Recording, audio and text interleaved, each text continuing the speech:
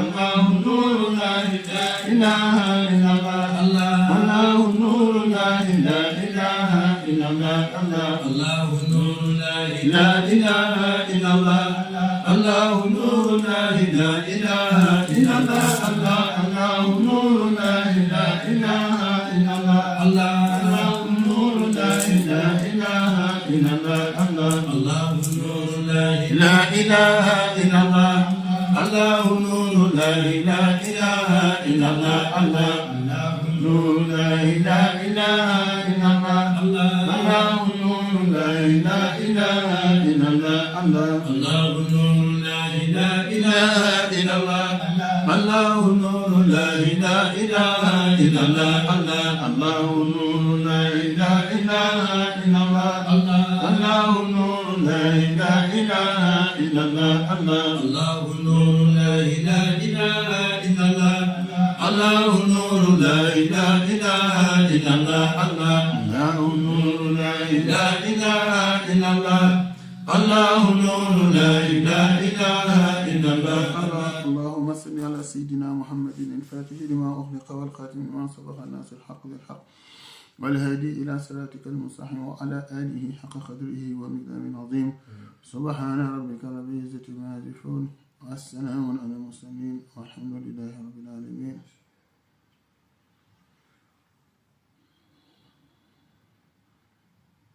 آمين. السلام عليكم ورحمة الله. Alhamdulillah Rabbil Alamin.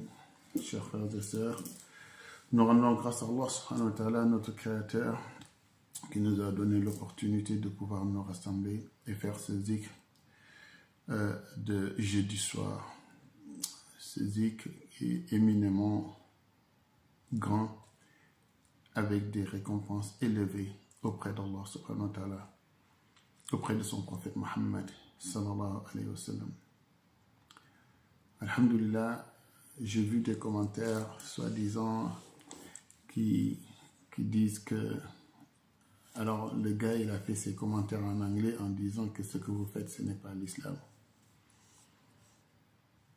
Je pense que je ne sais pas qui c'est et je sais même pas je veux même pas savoir qui c'est, mais j'ai juste envie de dire qu'Allah lui pardonne. Qu'Allah lui pardonne et qu'Allah subhanahu wa ta'ala également pardonne ceux qui sont comme lui, ceux qui agissent comme lui et ceux qui pensent comme lui. Pourquoi est-ce que je demande à Allah subhanahu wa ta'ala de lui pardonner? Parce que Mawlay Sidi Haj Mohamed Cheikh nous a dit, nous autres qui avons choisi la voie de Mawlay Cheikh Tidjani, nous autres qui avons choisi la voie du missionnaire, qui avons choisi d'être des compagnons de Mawlay Sidi Haj Mohamed Cheikh et de l'accompagner dans cette dernière mission universelle, notre rôle, c'est d'accepter de porter l'héritage du prophète Muhammad sallallahu alayhi wa sallam. Et accepter de porter cet héritage, c'est aussi accepter de faire l'objet de stigmatisation, de faire l'objet de toutes sortes de reproches, de faire l'objet également de toutes sortes de critiques, d'accepter ces critiques et de demander le pardon à ceux qui le font. Pourquoi cela? Parce que nous autres qui portons l'héritage du prophète Muhammad sallallahu alayhi wa sallam, nous ne sommes pas là pour maudire les gens, nous ne sommes pas là pour les bannir, nous ne sommes pas là pour demander à Allah qu'il les amène en enfer ou qu'il les maudisse. Nous sommes là pour, à travers nous, distiller, refléter, distribuer, partager, faire rayonner la grâce divine, laquelle est la miséricorde d'Allah, qui est symbolisée par la lumière de Sayyidina Muhammad sallallahu alayhi wa sallam. La descente sur terre, comme l'apparition dans les cieux de Sayyidi Ahmed et la descente sur terre de Sayyidina Muhammad sallallahu alayhi wa sallam.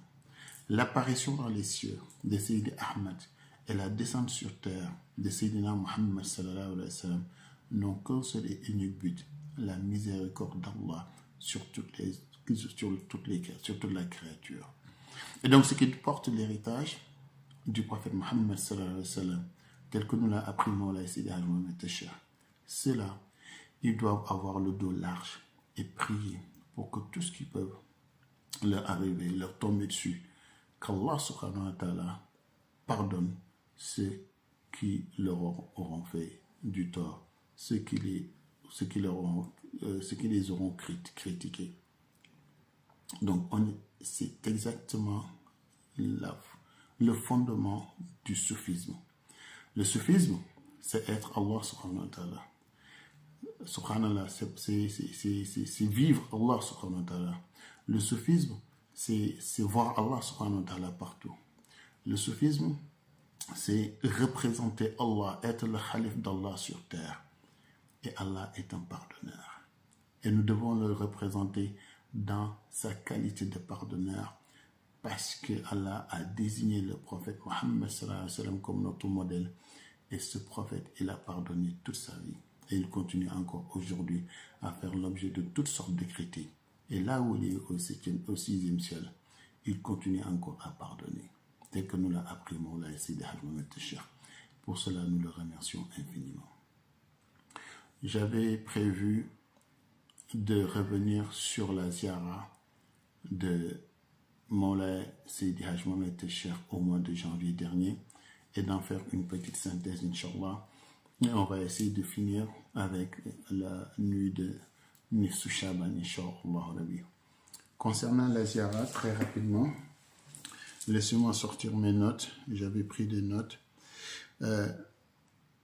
Concernant la ziara, Mawlana Seydi Hadj Mohamed Tachir avait commencé par nous rappeler l'essence de la Daïratul Iman. Et donc, quand on parle de Daïratul Iman, nous dit Mawlana Seydi Hadj Mohamed Tachir, il faut comprendre que la Daïratul Iman représente la liste des personnes qui sont destinées au plus haut, au paradis les plus élevés. Et que cette liste de personnes, c'est les croyants véridiques qu'Allah subhanahu wa ta'ala a décidé de récompenser en les amenant dans les paradis, de les récompenser avec les paradis les plus élevés. Et cette liste-là, le jour de l'au-delà, c'est Mawlana Seydi Hadj Mohamed Tachir. C'est à Mawlana Seydi Hadj Mohamed Tachir, Qutbul Akhtabul Kabir, celui qui aura donc porté la dernière mission universelle, la dernière mission de l'islam. C'est cette personne-là, à la qualité de Mawlana Seydi Hadj Mohamed Tachir, qui aura le jour de l'au-delà également la mission, le rôle de devoir faire l'appel de la Daïratul Iman, l'appel des croyants véridiques qu'Allah subhanahu wa ta'ala a décidé de loger éternellement dans les paradis les plus élevés.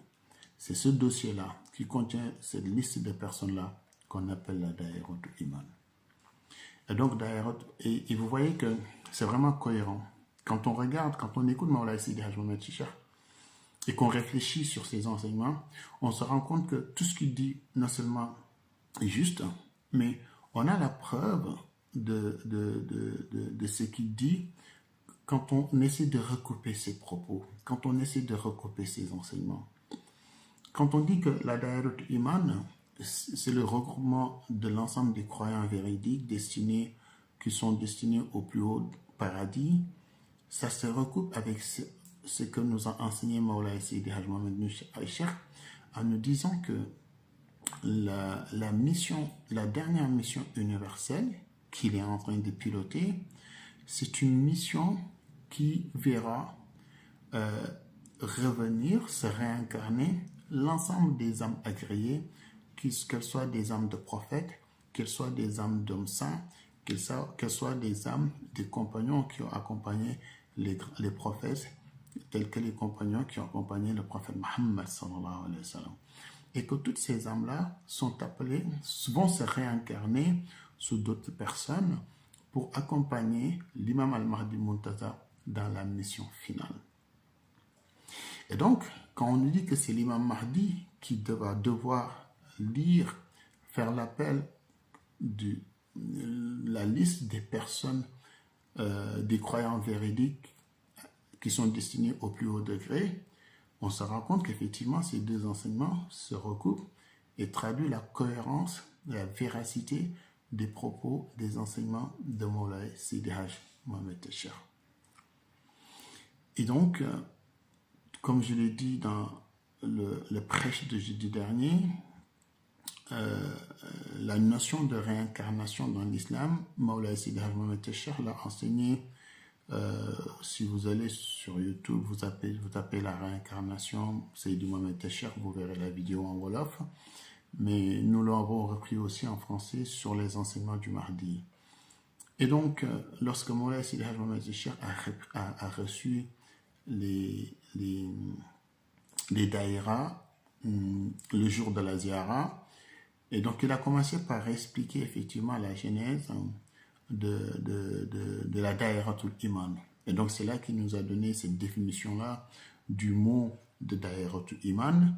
Et il nous dit que Moulay Cheikh Tidjani, son père spirituel, fondateur de la Tidjaniya, qui lui a également donné cette mission, je vous l'ai dit, c'était le 10 avril 1997, Moulay Cheikh Tidjani est descendu du ciel accompagné de Omar Foutiyou Tall. Et donc c'est là que Moulay Cheikh Tidjani, pour la première fois, a donné directement, en tout cas dans le monde de Shahada, la mission à Moulay Sidi Hadj Mohamed Técher. C'est ce même Moulay Cheikh Tidjani qui va l'accompagner lors de cette mission, dans toute la mission.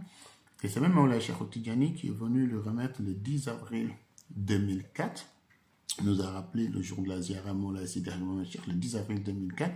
Moulay Cheikh Tidjani lui a donné le nom de la Daïratul Iman qui doit être le nom officiel de l'organisation, en tout cas de l'ensemble des compagnons, de l'ensemble des disciples qui vont l'accompagner dans cette mission-là. Et c'est cette organisation-là qui s'appelle Daïratul Iman. Et donc ce nom lui a été donné par Moulay Cheikh Tidjani le 10 avril 2004, alors qu'il avait 21 ans. À l'époque, Moulay Sidi Mohamed Técher nous dit qu'il n'avait que 7 disciples, il n'avait que 7 compagnons. Et quand Moulay Cheikh Tidjani lui a dit « Va dire à tes compagnons que votre daïra, votre organisation, s'appelle Daïratul Iman », Moulay Cheikh Tidjani lui a en même temps dit « Mais dis-toi bien que sur les 7 qui sont avec toi, il n'y a qu'un seul qui finira la mission avec toi. Les autres n'iront pas loin.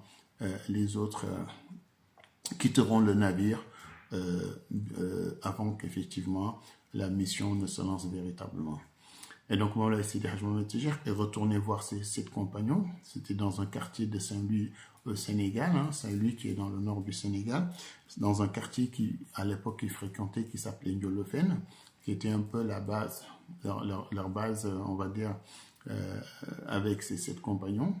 Et donc il leur dit, voilà, j'ai reçu l'ordre de créer la Daïratul Iman de Moulay Cheikh Tidjani.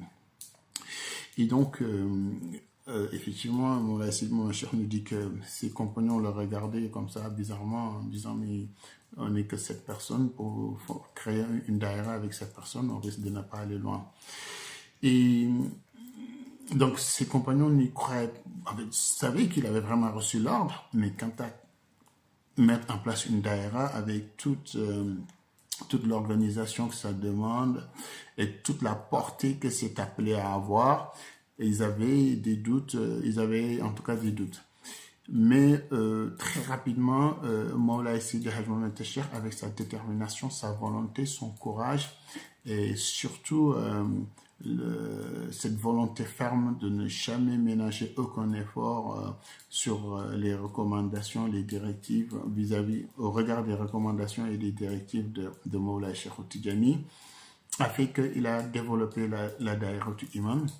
Et tel que lui avait dit Moulay Cheikh Tidjani, de ces 7 compagnons, aujourd'hui, là, en 2024, il n'y a qu'un seul qui a survécu à l'histoire de la Daïratul Iman et qui est encore aujourd'hui dans la Daïratul Iman. Les 6 autres, il y en a qui l'ont quitté au bout de quelques jours, d'autres au bout de quelques mois, d'autres au bout de quelques années. Donc un seul des 7, comme lui avait dit Moulay Cheikh Tidjani, et encore aujourd'hui avec Moulay Sidi Haj Mohamed Cheikh.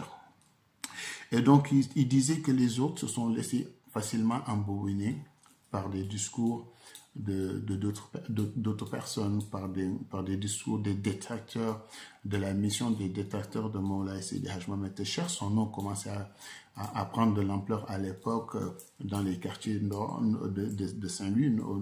Et donc, comme Moulay Sidi Haj Mohamed Cheikh a l'habitude de le dire, la Daïratul Iman et Médina Cheikh Tidjani, qui est aujourd'hui le siège de la Daïratul Iman, c'est pas une histoire de marabout. Médina Cheikh n'est pas une maison de marabout, nous a dit Moulay Sidi Mohamed Cheikh Lazia.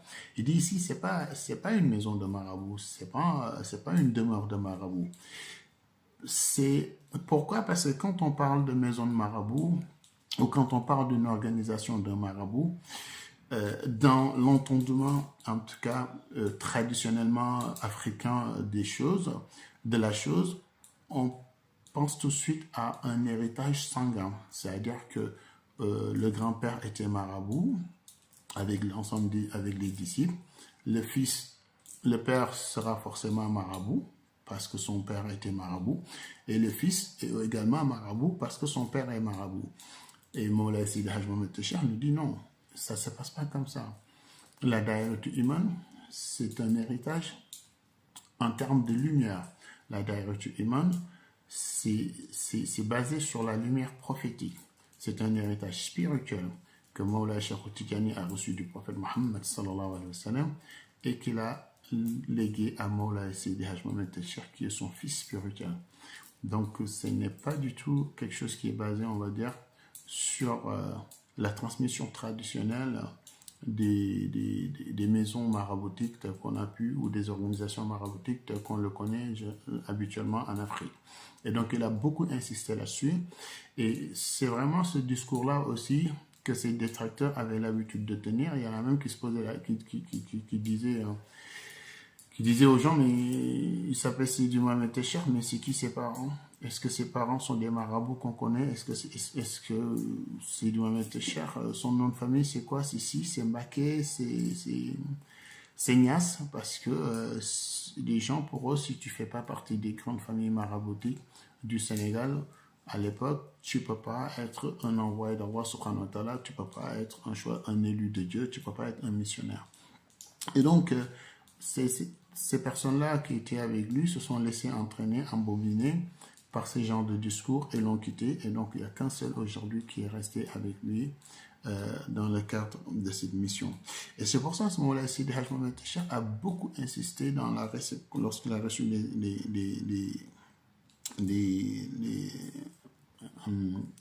les daïras, il a beaucoup insisté à ce que l'on sache pourquoi on est avec lui. Ouais. Pourquoi est-ce qu'on est avec Moulay Sidi Haj Mohamed Cheikh? C'est-à-dire que lui, il dit, vous ne devez pas me suivre dans le doute, vous devez me suivre dans la certitude. Et la certitude avec laquelle vous me suivez doit reposer sur du vécu. C'est-à-dire que ceux qui suivent Sidi Mohamed Cheikh le suivent parce qu'ils ont, à travers le Haqqul Yakin, vu, ils ont réalisé, ils ont la certitude qu'il est missionnaire, qu'il est l'héritier le Khalif d'Allah sur terre, qu'il est l'héritier du prophète Mohammed sallallahu alayhi wa sallam. Et moi, je peux dire que, en discutant avec nos condisciples, on se rend compte facilement que tous ceux qui sont là avec nous ont reçu un signe, soit dans un rêve, soit en vision, soit des sensations fortes quand on fait le dhikr, soit quelque chose, une vision intérieure que l'on n'arrive pas à décrire, mais qui vous donne la certitude que vous êtes dans le vrai. Et Sidi Mohamed Cheikh nous rappelle que même pour ceux qui n'ont pas peut-être cette ouverture, cette vision intérieure, et qui n'ont pas peut-être cette notion de batine, même ceux-là, ils ont le moyen le plus simple pour eux de savoir un Haqqul Yakin, si je suis l'envoyé, le Khalif de Moulay Sidi Haj Mohamed, de Moulay Cheikh Tidjani, ou si je suis le missionnaire du prophète Mohammed sallallahu alayhi wa sallam. L'autre moyen qu'ils ont pour le savoir, pour le réaliser, pour s'en rendre compte, c'est tout simplement de se regarder et de juger, de faire leur bilan avant qu'ils m'aient connu et après qu'ils m'ont connu. Est-ce qu'ils ont changé? Est-ce que le fait de m'avoir connu leur a été profitable en termes de spiritualité, en termes de cheminement vers Allah, en termes d'iman? Voilà. Et ça, ce sont les questions que vous devez vous poser pour savoir réellement qu'est-ce que vous a apporté Mawlana Seydi Hadj Mohamed Cheikh. Quelle était votre vie avant, votre vie spirituelle? Quelle est votre vie spirituelle maintenant que vous avez connu Mawlana Seydi Hadj Mohamed Cheikh? Ce sont ces genres de réponses qui vous permettent de juger la personne et de savoir effectivement s'il vous suffit comme guide ou pas. Et donc voilà les propos qu'avait tenus Mawlana Seydi Hadj Mohamed Cheikh. Et il rappelle que lorsqu'il a lancé la Daïrat Iman avec recevant l'ordre de Mawlana Cheikh Tidjani, il a eu beaucoup d'obstacles. Il a fait face à beaucoup d'obstacles, mais il n'a jamais cédé. Il a toujours été très très très déterminé. Et même parmi les obstacles, il y en a qui ont voulu à un moment donné attenter à sa vie. Il y en a qui ont voulu tout simplement le tuer. Et comment, à un moment donné, il y a des soi-disant soufis, je ne sais pas si on peut les appeler soufis, mais en tout cas, c'est soi-disant musulmans comme nous, hein, qui se sont retrouvés et qui ont décidé de réciter certaines incantations dans le cadre de la Tijani, hein, en plus, soi-disant, pour tuer Mawlana Seydi Hadj Mohamed Cheikh. C'est des formules, normalement, si je ne connais pas le nom de la formule, mais Mawlana Seydi Hadj Mohamed Cheikh nous avait donné le nom de la formule. Il semblerait que si vous lisez ces formules-là et que vous envoyez ce sort-là à une personne, au bout de 3 jours, il devrait mourir. Elle devrait mourir. Et donc ces gens-là se sont retrouvés, effectivement, ils ont lu ces incantations et ils attendaient effectivement à ce que Mawlana Seydi Hadj Mohamed Cheikh en meure. Vous vous rendez compte? Aller jusqu'à vouloir tuer une personne. Voilà. Et donc, Mawlana Seydi Hadj Mohamed Cheikh nous disait, oui, effectivement, ils ont lu ces incantations, mais sauf que ce qu'ils ne savent pas, c'est que toute lumière, que ce soit la lumière originale ou la lumière superficielle, comme la lumière intense, toutes ces lumières-là passent par la validation de Mawlana Cheikh Tidjani, qui m'a recommandé donc de lancer la Daïrat Iman, qui protège de ses 2 mains, si je peux m'exprimer ainsi, la Daïrat Iman. Et donc on réalise que la Daïrat Iman est aujourd'hui sous la protection de Mawlana Cheikh Tidjani, et ceux qui sont dans la Daïrat Iman sont également sous la protection de Mawlana Cheikh Tidjani, à condition, dit Mawlana Seydi Hadj Mohamed Cheikh, que vous respectez scrupuleusement, strictement, les directives et les orientations que vous donne Mawlana Seydi Hadj Mohamed Cheikh. Ça, c'est vraiment important. Respecter, rester dans le cadre, dans la philosophie de la Daïrat Iman en respectant les directives et les orientations que vous donne Mawlana Seydi Hadj Mohamed Cheikh. Et pour cela, il a commencé par donner l'exemple des khalifes, en disant que les khalifes doivent refléter l'image de Mawlana Seydi Hadj Mohamed Cheikh. Les khalifes, dans leur comportement, dans leur façon d'être, doivent refléter les valeurs de Mawlana Seydi Hadj Mohamed Cheikh. Il a beaucoup insisté sur le comportement, sur l'attitude, comment doivent être ces khalifes. Pourquoi? Parce qu'effectivement, ce sont ces vitrines, hein, à travers les disciples, à travers aussi l'espace géographique. Il a des khalifes aux États-Unis, il a des khalifes au Canada, en France, en Italie, un peu partout, à Dakar, au Sénégal, un peu partout. Et ces khalifes-là, répartis un peu partout dans le monde, doivent refléter les valeurs de Mawlana Seydi Hadj Mohamed Cheikh, parce que si les disciples ne voient pas Mawlana Seydi Hadj Mohamed Cheikh, ils voient quand même ces khalifes-là. Et donc c'est la meilleure façon de véhiculer l'idéologie de la Daïrat Iman. Les khalifes doivent être les piliers de cette idéologie-là, doivent être le véhicule de cette idéologie-là. C'est pour ça qu'il a énormément insisté sur le comportement que doivent avoir les khalifes. Voilà. Et donc, je pense que je vais m'arrêter là. Et on reviendra sur la deuxième partie de la réception du discours de Maulana Sidi Mohamed Techer lors de la réception des Daïra.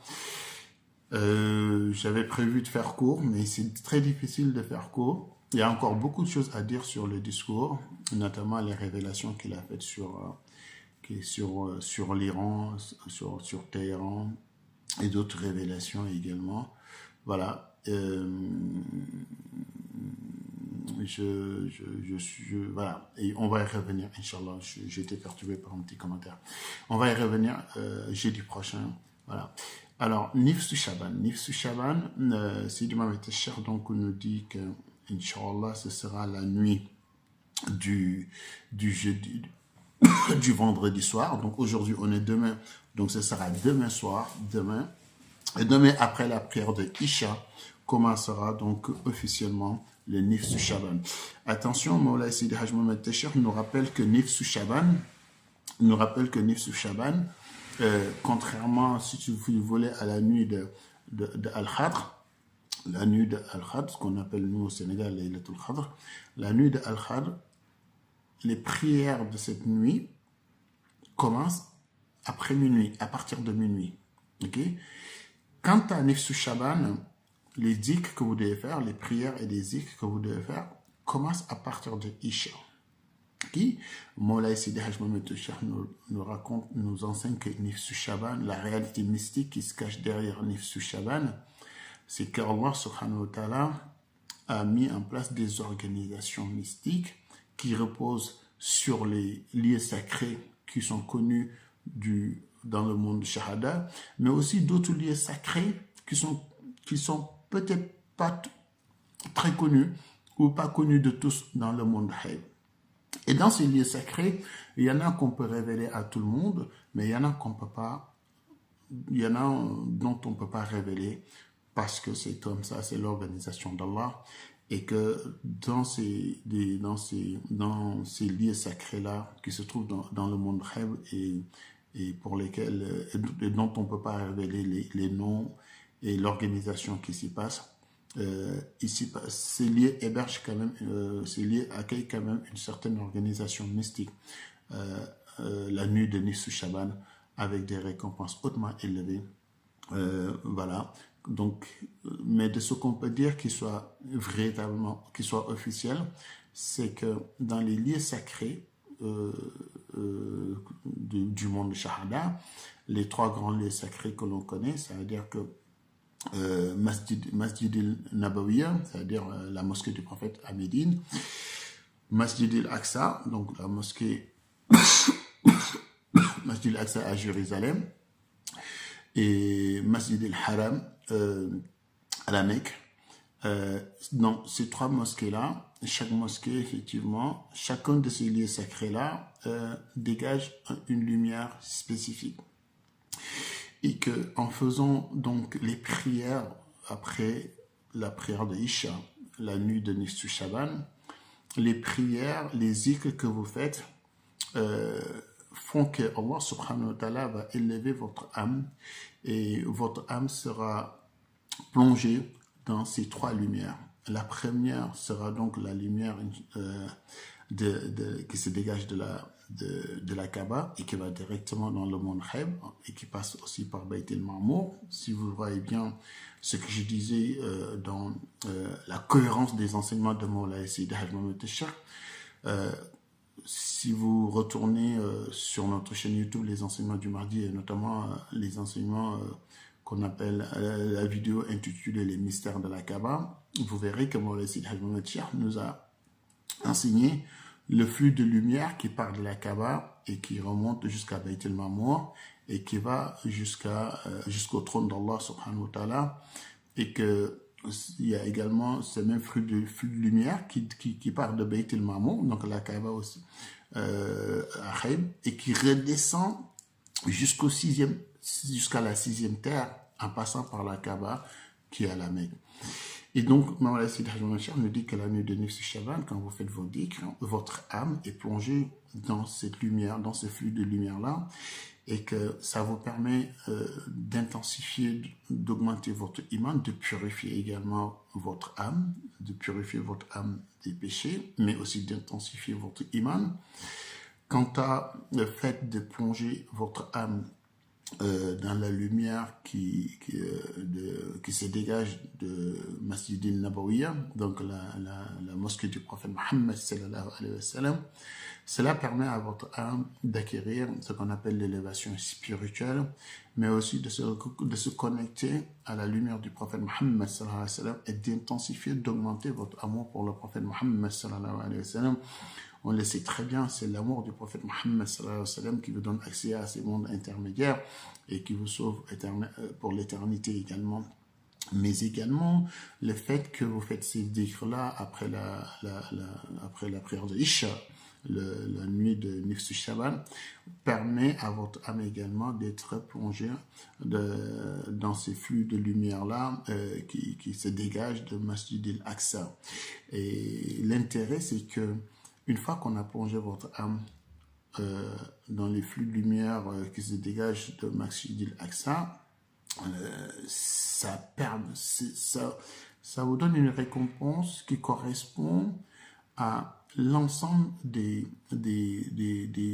personnes qui ont contribué dans les missions prophétiques précédentes du prophète Mohammed sallallahu alayhi wa sallam. C'est-à-dire, en d'autres termes, c'est comme si vous étiez un compagnon de tous les prophètes qui ont été envoyés par Allah subhanahu wa ta'ala.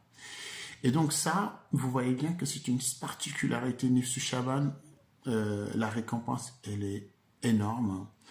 Et aussi, c'est une particularité qu'Allah subhanahu wa ta'ala a gratifié à la Ummah du prophète Mohammed sallallahu alayhi wa sallam. C'est-à-dire, en plus d'être récompensé pour le fait de faire partie de la Ummah du prophète Mohammed sallallahu alayhi wa sallam, on est considéré, on a la récompense comme si on avait vécu avec l'ensemble des autres prophètes et qu'on avait cru en eux. Voilà. Et donc, c'est la récompense totale, complète, globale, innombrable. Voilà. Et d'où l'intérêt, effectivement, de faire les dhikrs que nous a donné Mawla Sidi Haj Mohamed El-Cheikh pour cette nuit-là. Les dhikrs, on les a partagés dans notre groupe WhatsApp. Pour ceux qui n'auraient pas ces dhikrs-là, vous pouvez contacter, soit vous faites un message ici, ou vous contactez n'importe quel compte disciple de la Daïrat Iman, ils vous donneront ces dhikrs-là à faire, Inch'Allah Rabbi. C'est donc le vendredi soir, demain soir, après la prière de Nifs Shaban. J'ai été très long aujourd'hui, je m'en excuse. Je vais m'arrêter là, qu'Allah subhanahu wa ta'ala accepte et agrée nos actes d'adoration, et qu'Allah subhanahu wa ta'ala nous donne la possibilité de célébrer cette nuit de Nifs Shaban, Inch'Allah Rabbi, et qu'Allah accepte tout l'ensemble des prières qu'on aura formulées, Inch'Allah Rabbi. N'oubliez pas de prier pour l'ensemble des musulmans, n'oubliez pas de prier pour tous les musulmans qui souffrent, n'oubliez pas de prier pour les malades. Pourquoi? Parce que vous avez la chance de faire partie des disciples de Mawla Sidi Haj Mohamed El-Cheikh. Vous avez la chance de savoir les réalités cachées de cette nuit de Nifs Shaban. Vous avez la chance de savoir exactement la nuit de Nifs Shaban. Vous avez la chance de savoir exactement quels sont les meilleurs dhikrs qu'il faut faire cette nuit-là. C'est rare. C'est rare. C'est rare parce que il n'y a pas... Vous n'aurez ça nulle part ailleurs. Pendant des années, moi, avant de connaître Mawla Sidi Haj Mohamed El-Cheikh, jamais je n'ai pu vous dire avec certitude c'est cette nuit-là. Jamais je n'ai pu vous dire que voilà, ce sont les prières-là que vous pouvez faire. C'est depuis que je connais Mawla Sidi Mohamed El-Cheikh qu'on vit dans cette certitude-là. Et sachez une chose, vous allez voir sur Internet, on va vous dire faites telle prière, faites telle prière. Voilà la prière qu'il faut faire pour la nuit de Nifs Shaban, machin. Alors que ça change tous les ans. Mais ça, il faut le savoir. Si vous n'avez pas un cheikh digne de ce nom qui soit capable, de par les décrets, de par les décisions qui sont prises à la Hadrat Ilahiyya, de savoir quels sont les dhikrs à faire, quels sont les meilleurs dhikrs à faire le soir, la nuit de Nifs Shaban, vous allez, comme les autres, aller surfer sur le web et trouver des dhikrs. On va vous dire, ouais, fais cela, fais ça, fais ça. Vous faites, croyant que c'est bon. Vous aurez peut-être la récompense d'avoir pris la peine de faire, mais vous n'aurez jamais la lumière de la nuit de Nifs Shaban. La lumière de la nuit de Nisfu Sha'ban, elle est cachée dans ces secrets-là qui est ces noms usutés que peuvent vous donner les élus de Dieu qui assistent donc à la Hadrat Ilahiyya et qui savent quelles sont les décisions, les meilleurs dicts à faire pour chaque événement. Et ça, il n'y a pas de prix, il n'y a pas de prix pour ça. Donc merci éternellement à Mawla Sidi Hajj Mohamed Cheikh. Et donc profitons, comme on a la chance, nous, de savoir, d'être informés mieux que les autres, et que notre rôle à nous, c'est de refléter la miséricorde d'Allah en tant qu'héritier du prophète Mohammed sallallahu alayhi wa sallam. Demain soir, Inch'Allah, quand vous ferez vos digues, pensez à tout le reste du monde, qu'ils soient musulmans, qu'ils soient non musulmans. Pensez à tout le reste du monde, à ceux qui sont malades, à ceux qui ont faim, à ceux qui vivent dans la guerre. Pensez aux Palestiniens et qu'Allah anéantisse les ennemis des Palestiniens. Pensez aussi à la guerre au Congo, au Soudan, partout et tous ces endroits-là que je n'ai pas cités, Inch'Allah, qu'Allah subhanahu wa ta'ala accepte nos prières, Inch'Allah. Assalamu alaikum wa rahmatullah.